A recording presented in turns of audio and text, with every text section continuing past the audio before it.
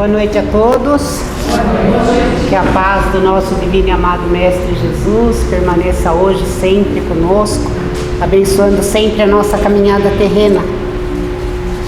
Gostamos sempre de lembrar, que nós aqui falamos sem a máscara, pelo distanciamento nos protegemos a cada um de vocês, mas ainda acreditamos que por um tempo vamos precisar estar usando as máscaras, usando-a corretamente para nos proteger e proteger aqueles que estão ao nosso redor, Também não estamos fazendo ainda os passes na nossa salinha, estamos fazendo aqui o passe coletivo no nosso salão. Então, no momento das vibrações, hoje é o Luiz, que vai fazer as vibrações, fala-se um pouquinho do passe, Então, cada um permanece no seu lugar, que com certeza cada um de nós vai estar recebendo o que necessitamos.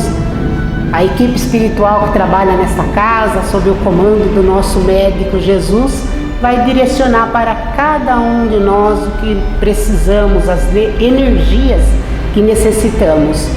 Também as águas, não colocamos mais os copinhos de água para fluidificação, como fazíamos.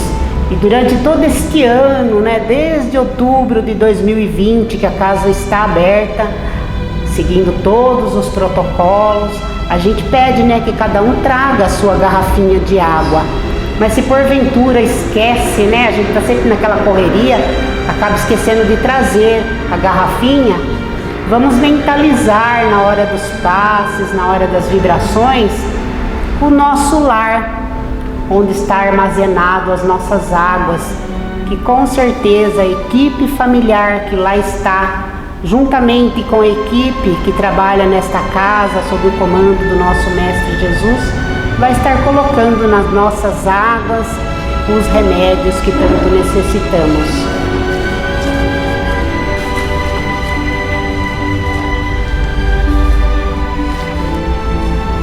Nós estamos no capítulo 25 do nosso Evangelho, que nos fala: buscai e achareis. O item é de 1 a 5, que nos fala: ajuda-te e o céu te ajudará.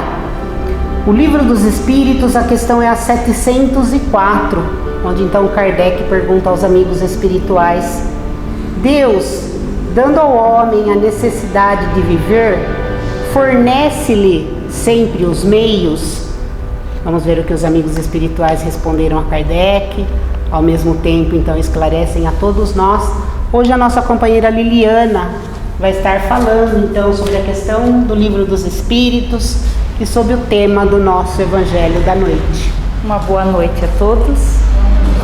Como a Fátima nos colocou, para a gente responder a questão do Livro dos Espíritos, se o Pai nos dá o meio, já que a vida é uma necessidade, e o Evangelho, o ajuda-te e o céu te ajudará, a gente vai pegar uma passagem do Evangelho de Mateus, no capítulo 7, versículos 7 a 11, aonde Mateus nos coloca que Jesus disse: pedes e será dado, buscas, acharás, batei a porta e a porta se abre, porque todo aquele que pede recebe, todo que busca acha, e a porta sempre se abre àquele que bate.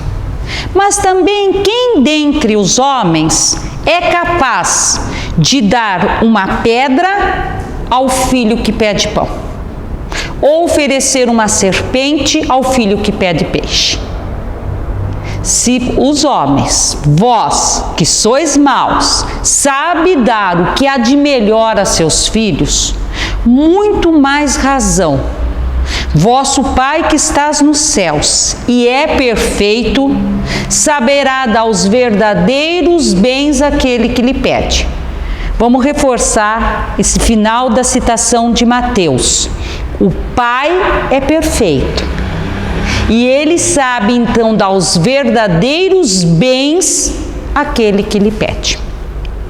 Então é fundamental, gente, que a gente tenha noção que nós estamos nesse mundo para cumprir um determinado programa de vida. uma programação de vida da nossa existência. Não é à toa que o Criador da vida nos colocou nesse mundo. Nos trouxe a este mundo, um mundo de provas e expiações. Então, gente, neste mundo, nós temos certas coisas que precisam ser realizadas, que fazem parte do nosso aprendizado, do nosso currículo espiritual. Como numa escola, um aluno tem certos compromissos que ele precisa realizar, nessa abençoada escola chamada Terra, nós também temos compromissos que precisam ser atendidos. Então é muito importante que a gente tome consciência que nós temos compromisso e deveres conosco mesmo, o pessoal, mas nós temos também muitos compromissos e deveres com a vida, com a situação, com as pessoas. Então nós temos também os nossos compromissos e deveres coletivos. E aí, quando a gente para pensar nessa quantidade de compromissos e deveres, a gente vê quantos esforços nós temos que fazer, né, gente? Ainda mais no mundo de provas e expiações. Não é fácil viver aqui, nem viver e muito menos sobreviver. Então chega a determinadas situações da nossa vida que a gente acha que a gente está com um fardo pesado demais com esses compromissos e deveres. Então é por isso que Jesus fala: pede, você vai receber ajuda. Buscas, você vai achar. Ajuda-te e o céu te ajudará.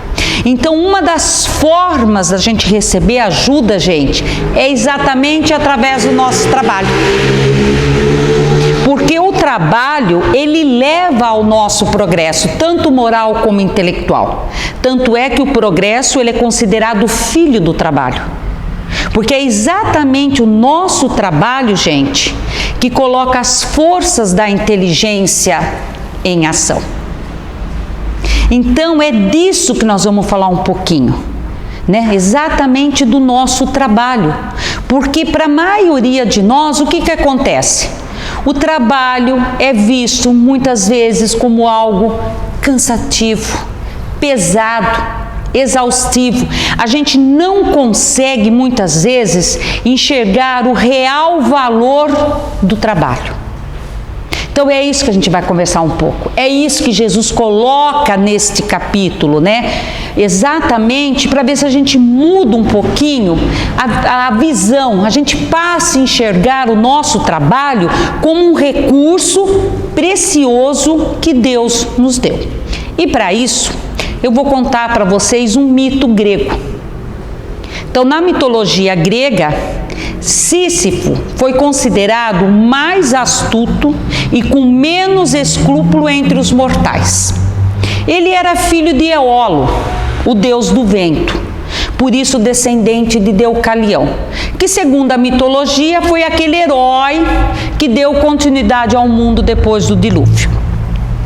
Sísifo cometeu muitas atrocidades e quando ele chegou no reino dos mortos, ele foi condenado a empurrar ladeira acima um imenso bloco de pedra pela eternidade. Quando Sísifo estava chegando quase no cume, o bloco volta-se contra ele, rola a ladeira abaixo. Quando ele chega lá embaixo, ele tem que retornar ao bloco e empurrar de novo. Mas toda vez que ele estava chegando no final, o bloco se voltava. Ele tinha que retornar. Aquele suplício, mesmo sabendo que ia repetir aquilo pela eternidade. Então esse suplício de Sísifo, ele simboliza, gente, todos os esforços que nós temos que fazer para viver essa dura existência de um mundo de provas e expiações, com tantos compromissos, com tantos deveres. Os esforços de empurrar o bloco, os fracassos quando o bloco rola e a necessidade de recomeçar. Então significa o esforço, os fracassos e a necessidade do recomeço. Então, como Sísifo, todos os dias, gente, nós temos o nosso bloco de pedra para ser empurrado. É dia a dia, semana a semana, mês a mês, ano a ano, começando e recomeçando. Só que tem uma diferença de Sísifo. O nosso suplício não é eterno. O nosso suplício, o nosso sofrimento, gente, dura o tempo do aprendizado. Lição aprendida, o suplício, o sofrimento termina. Então, diferente de Sísifo, nós temos que empurrar o nosso bloco diário com esperança. Um dia eu aprendo a lição, um dia o sofrimento acaba. Então eu tenho que empurrar meu bloco de pedra com a esperança de dias melhores. E tenho a certeza, esse dia vai chegar. Então nós temos que empurrar o nosso bloco, gente, que nem um agricultor. Quando ele olha a plantação devastada pela geada, adianta ele cruzar os braços e ficar lamentando? Não. O que ele tem que fazer? Arregaçar as mangas, plantar tudo de novo com a esperança de uma farta colheita. Temos que ser que nem aquele que perde o emprego, mas o trabalho dele é o sustento. O que ele tem que fazer? Ele tem que se esforçar para voltar ao mercado de trabalho. Nós temos que ser que nem aquele que perde um ente querido, gente, ou tem um casamento destruído. Quem foi? Foi o outro. A tua vida continua e você tem que continuar a viver. Então nós temos que ter força para recomeçar. Então, como Sísifo, gente, todos nós temos o nosso bloco de pedra. Todos nós temos um trabalho a realizar. E muitas vezes o trabalho é pesado, é desagradável, é cansativo. O bloco parece que é grande demais, é muito pesado. E isso, gente, é uma herança que nós trazemos. Vem lá da antiguidade. Já começa com o conceito da palavra trabalho. Vem do latim, tripalho. Desculpa se a pronúncia não estiver certa, mas o que importa para nós não é a pronúncia, é o significado. Tripalium significa instrumento de tortura usado para executar condenados. Viram a etimologia? Já associa trabalho a punição, sofrimento, castigo, tortura, e assim ao longo da história. Pega lá na Bíblia. Adão, quando sofre a queda do paraíso, foi condenado a trabalhar. Disse o anjo: ganharás a vida com o suor do teu rosto, ou seja, trabalhando. Dizem que o trabalho ele é uma atividade tão cansativa que o próprio Criador criou o mundo em 6 e descansou o 7º dia. Não é isso que está na Bíblia? Lógico, gente, isso são brincadeiras que nós fazemos porque nós gostamos de usar os textos sagrados para justificar os nossos equívocos morais. Porque o trabalho leva ao progresso, sim. Mas o progresso intelectual, às vezes, está muito acima do progresso moral. E é exatamente quando o nosso progresso moral não está muito desenvolvido que a gente tem essa ideia do trabalho. Porque quanto mais evolui moralmente, mais o espírito percebe a importância do trabalho. Então o que aconteceu conosco? A nossa evolução intelectual foi maior. Então assim que a gente saiu do primitivismo e entramos para o mundo da civilização, livrar do trabalho pesado. A elite, aqueles onde as forças da inteligência desenvolveu um pouco mais, que perceberam que tinham poder, que tinham domínio, deu um jeito de se livrar do trabalho pesado. Criou-se a escravidão. O escravo fazia o trabalho braçal, o trabalho físico, o trabalho pesado. E aí a gente foi criando o conceito, gente, que trabalho pesado, trabalho físico, braçal, não é digno daqueles que detêm poder intelectual. Mas, mesmo a passos de tartaruga, a evolução moral acontece. Depois de muitos séculos, a gente sabe o que aconteceu. Pelo menos oficialmente, a escravidão acabou. Para nós foi entre 18 e século 19. Já estava surgindo empresa, indústria, comércio. Aí saiu o escravo. O que fazer com o trabalho que não é digno do que tem o poder, que tem a força, que tem o intelecto? Criou-se o operário, agora remunerado. Saiu a figura do escravo, entrou a figura do operário, saiu a figura do senhor de escravo, entrou a figura do patrão. Mas mesmo com os direitos garantidos pelas leis trabalhistas, remunerado, o trabalho ainda continuou e continua sendo uma atividade às vezes pesada demais para a maioria dos trabalhadores. Tanto é um fardo pesado que costuma dizer assim: morreu, descansou. Quer dizer, deixou de trabalhar. Então tem um filósofo, Karl Marx, que ele diz que um dos motivos, gente, do trabalho ser esse trabalho pesado, desagradável, insuportável, é porque muito do nosso trabalho é um trabalho alienado. Ou seja, é aquele trabalho, gente, onde o trabalhador e o operário, ou ele participa muito pouco, ele não participa nada dos lucros do que ele produz. Tem muitos que nunca vai usufruir do que ele produziu. Como dizer, ele nunca vai colher os frutos do seu trabalho. Um exemplo simples na construção civil. Quantos trabalhadores e operários constroem mansões, condomínios de luxo, com todo conforto, luxo e segurança, para o outro?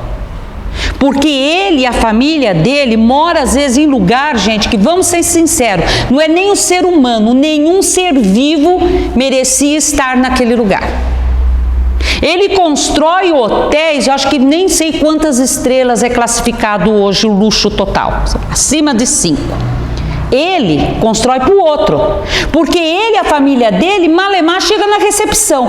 Quando entra no hotel desse, é pelas portas do fundo, para prestar serviço para o outro. Constrói hospitais com todos os recursos, com toda a tecnologia, para aliviar dor, sofrimento e salvar a vida do outro. Porque muitas vezes esse operário e a família dele morre na fila, gente, aguardando o serviço público, uma consulta, um exame, uma cirurgia. Ele constrói, ajuda a construir escolas considerado padrão de primeiro mundo para o filho do outro. Porque o seu filho, às vezes, para conseguir uma escola pública um pouquinho melhor, é a custa de passar a noite, madrugadas na fila para tentar essa vaga. E vai assim adiante, viu? As grandes montadoras. Os carros de hoje, como se diz, nem precisa mais falar, porque o carro com o computador de bordo orienta o motorista. Só que aquele que produz esse carro, muitas vezes, às vezes ele se dá o luxo de ter uma bicicleta ou pegar o transporte público. Porque muitos usam vale transporte, gente, para pôr comida dentro de casa. E vai assim todos os segmentos. Confecções, grifes de luxo, aqueles empregados, né, que deixam a casa para o patrão limpinha, a churrasqueira, a piscina, tudo prontinha. Aí ele pega 1, 2 condução quando pode pagar, né, o ônibus, enfrenta todo aquele tempo e chega na casa dele e muitas vezes o esgoto está correndo a céu aberto.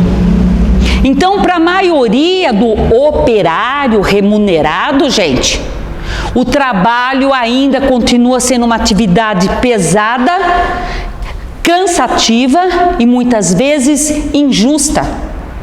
E não deveria ser esse o conceito de trabalho. Chico, em parceria com André Luiz, coloca no livro Sinal Verde: na farmácia da vida, o trabalho é o melhor remédio que existe. Então o trabalho, ele tem esse conceito ainda tão pesado, tão exaustivo, gente, porque ele ainda é injusto. Ele é muito alienado ainda, né? Decorrente, gente, das desigualdades que são levadas pelo orgulho e pelo egoísmo daqueles que detêm o poder. Seja o poder intelectual, financeiro, político, aqueles que detêm o poder esmaga e explora aqueles que estão ali na condição de operário. Então o trabalho, ele tem esse conceito ainda, gente, por falta de fraternidade.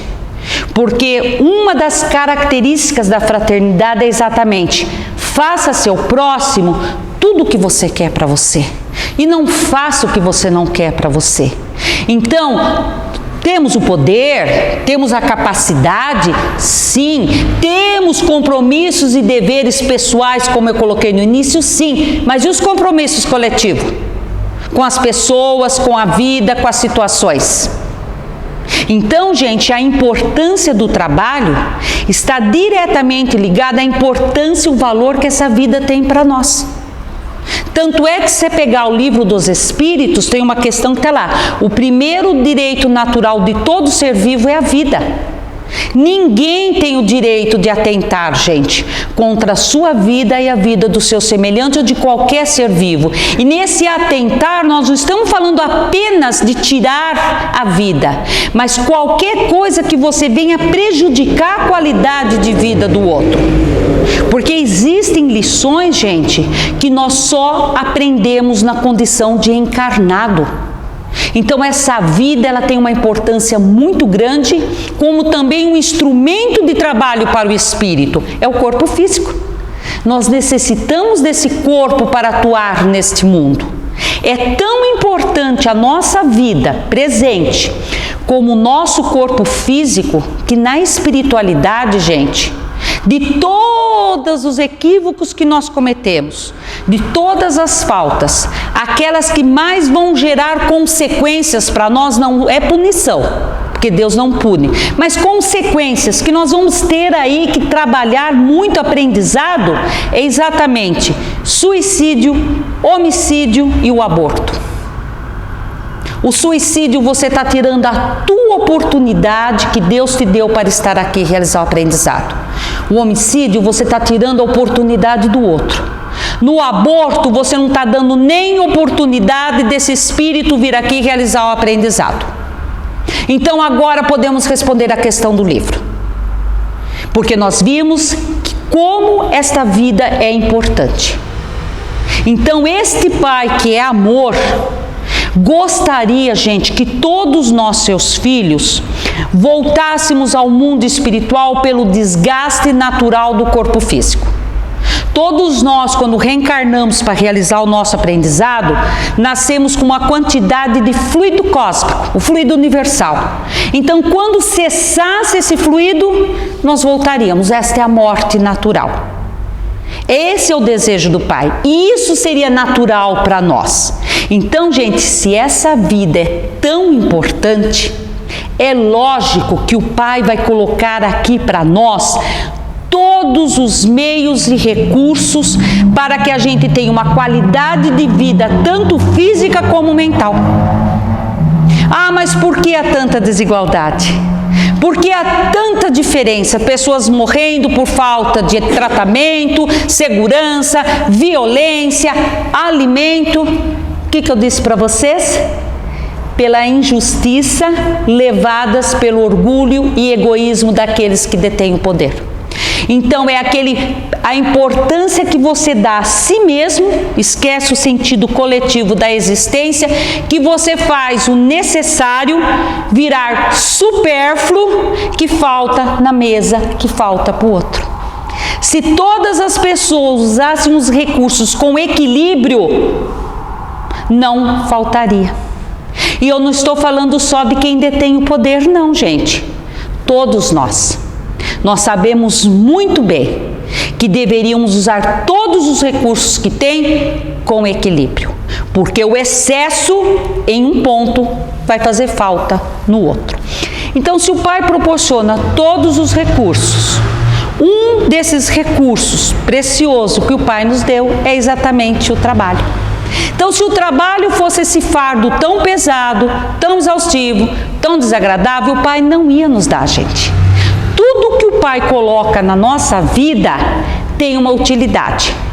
Nos levar a cumprir nossos compromissos, nossos deveres, a evoluir, a encontrar o caminho da felicidade.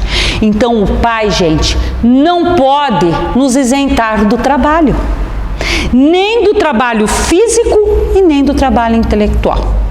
Se nós nos isentássemos do trabalho físico, está aqui no capítulo do Evangelho, o que aconteceria com os nossos membros?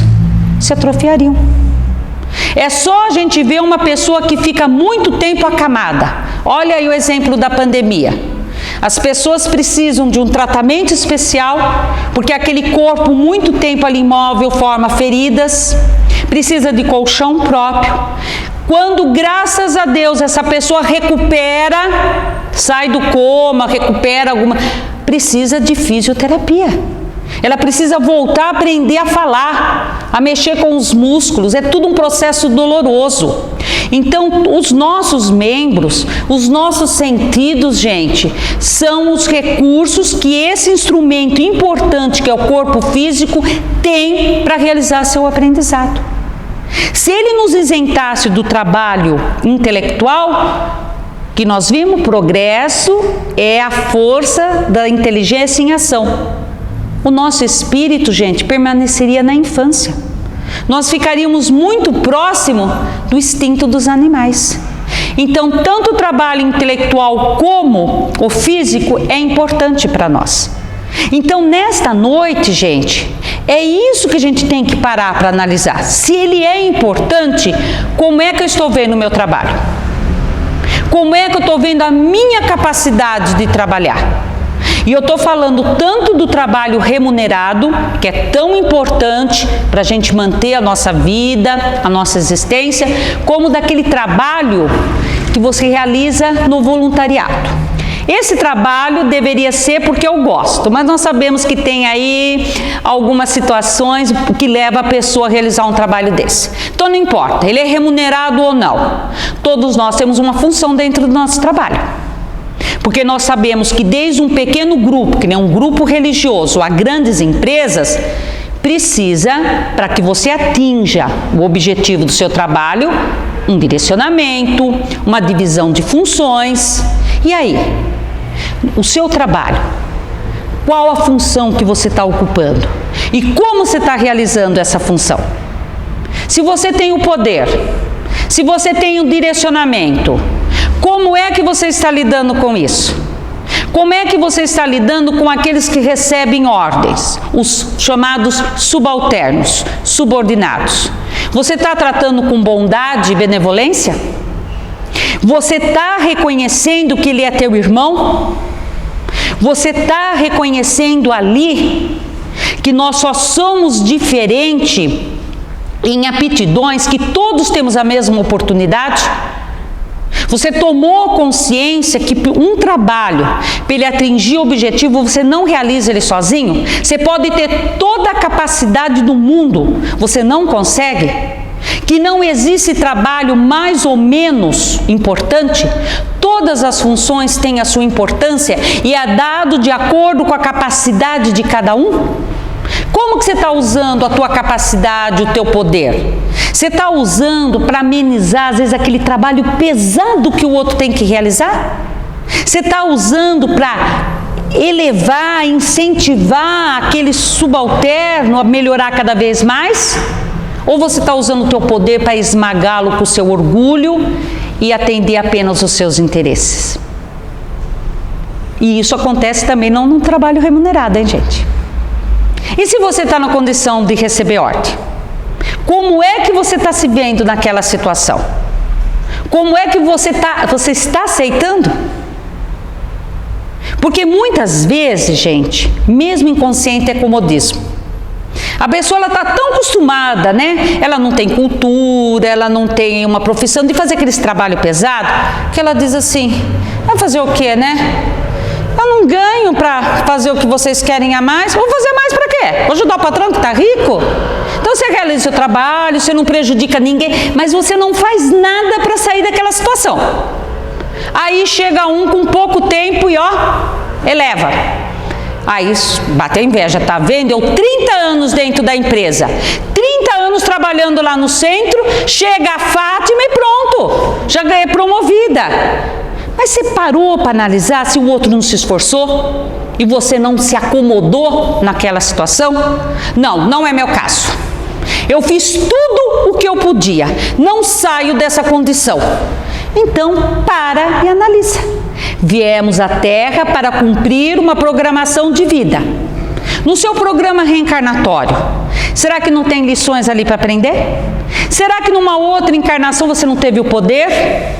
Você não usou o seu talento, o seu poder apenas para si? Você não veio ali para aprender uma lição? Será que aquela posição que você se encontra hoje não é exatamente para te frear? Porque se você tivesse o poder ali, você ia realizar as mesmas coisas? Então veja, diante daquela situação, se não tem lição. Não é para se acomodar, gente. Não é isso. A gente tem que se esforçar, a gente tem sempre que procurar o melhor, estudar, se aperfeiçoar. Mas se você está naquele momento, veja a lição que tem que ser aprendida.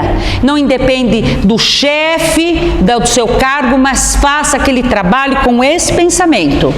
Eu tenho que fazer para o outro aquilo que eu gostaria que me fosse feito. Eu nunca me esqueço de uma palestra dada aqui pelo Alan no sábado, Fátima. Eu acho que a Fátima também lembra. O Alan, se vocês não conhecem, vocês devem conhecer a mãe dele, a Santa, nossa cantora.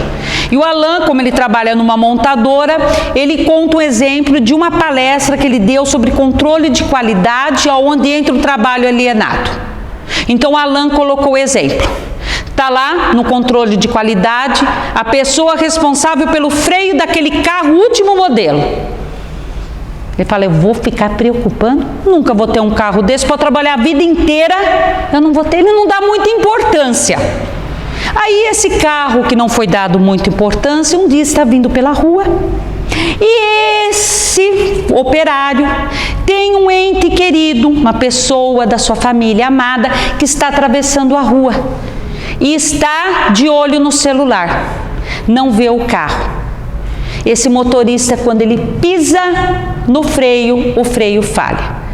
Preciso dar para vocês as opções que podem ali acontecer?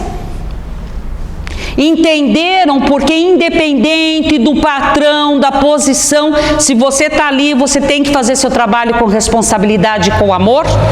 Então que a partir de hoje, gente, a gente enxergue o nosso trabalho com outros olhos. E só para a gente encerrar, vamos falar um pouquinho do trabalho pessoal. O trabalho que nós temos que realizar conosco. Diante aí das vicissitudes da vida. As situações que nos causam dor e sofrimento. Olha aí a pandemia, né? Quanto atingiu todas as pessoas de alguma forma. E aí, quando a gente está numa situação dessa, seja conosco ou com aqueles que nós gostamos, a gente fala assim, mas por que a espiritualidade não atua?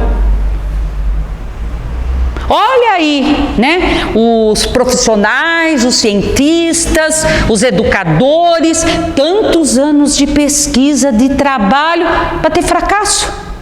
Olha aí a nossa vacina, quantas variantes nós já temos. Então quer dizer, por que a espiritualidade ela não sabe? Por que não põe ali no meio? Por que não reencarna em um cientista? Por que não reencarna em um doutor Bezerra, né? Que foi exemplo de médico, de empresário, de político. O problema, gente, é que nós estamos querendo tudo servido na bandeja. Nós queremos tudo prontinho. E não pode ser assim. Porque se eles dessem tudo prontinho para nós, nós não íamos dar valor. É por isso que Jesus diz, pede, será dado, busque, ache, ajuda-te, o céu ajudará, trabalhe e produza, e serás filho do teu trabalho, terás mérito em cima daquilo que produzir. Por isso que se diz, cada um segundo suas obras. Se for dado de mão beijada, nós não vamos dar valor. Então, gente, se existe pandemia, se existem ainda doenças incuráveis, se nós não temos um modelo perfeito de educação, de saúde, de política, de economia, não é culpa da espiritualidade. Se nós ainda estamos nesta situação, o problema está em nós. Nós ainda não temos condições de receber, exatamente pelo orgulho e pelo egoísmo. Então, modelo perfeito de saúde, de educação, de política para mundos de regeneração. Qual é a diferença? Orgulho e egoísmo estão em equilíbrio. Então, o que acontece? Enquanto o pesquisador, o cientista, o professor, o político está trabalhando, está pesquisando, ele está trabalhando o orgulho e o egoísmo.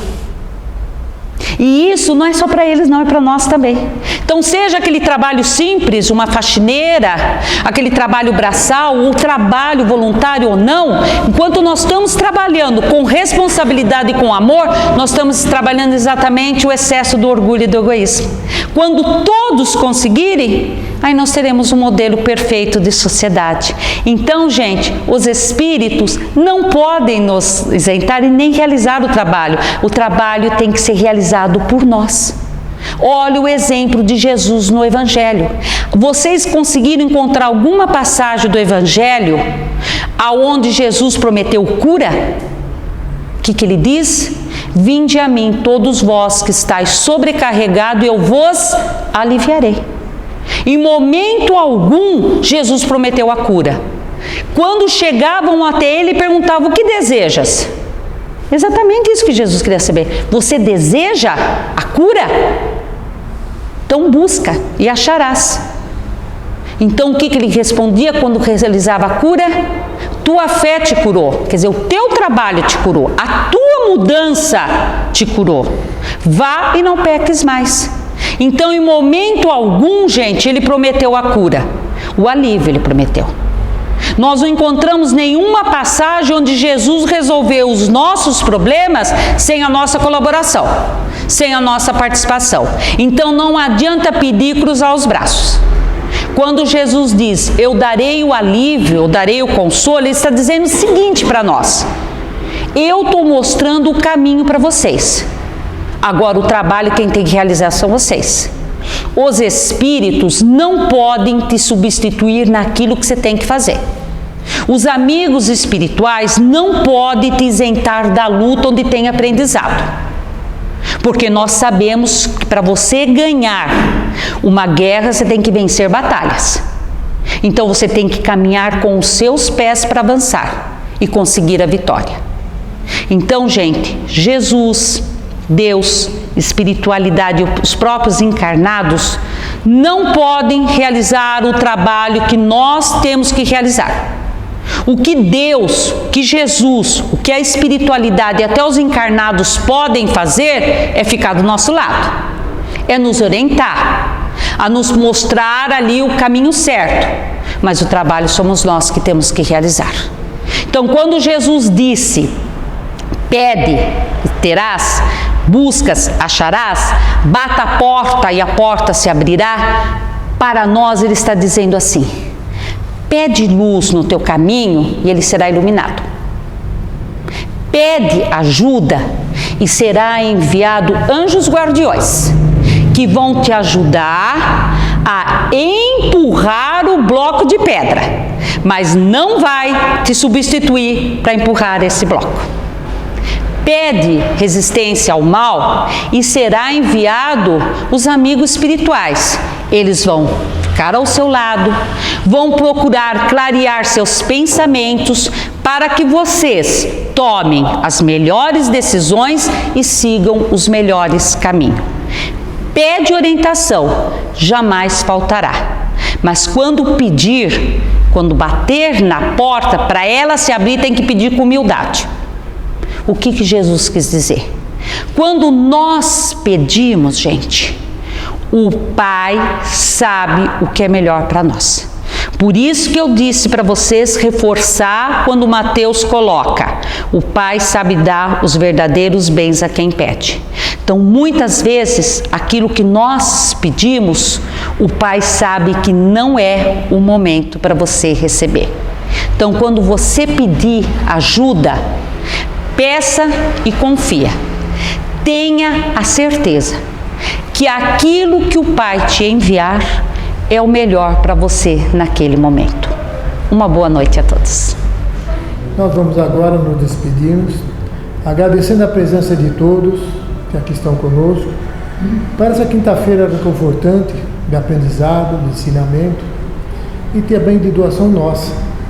Agradecendo a presença dos trabalhadores da casa, dos trabalhadores espirituais, que muito nos inspira, não como fazer, mas dá força a nós para continuarmos, através de nossos estudos, palestras, explanações. Agradecer a equipe espiritual por estar conosco. Agradecer ao Mestre Jesus e que todos nós aqui presentes possamos levar para os nossos lares todos aqueles que lá se encontram, levando assim a paz e a harmonia, e que assim seja.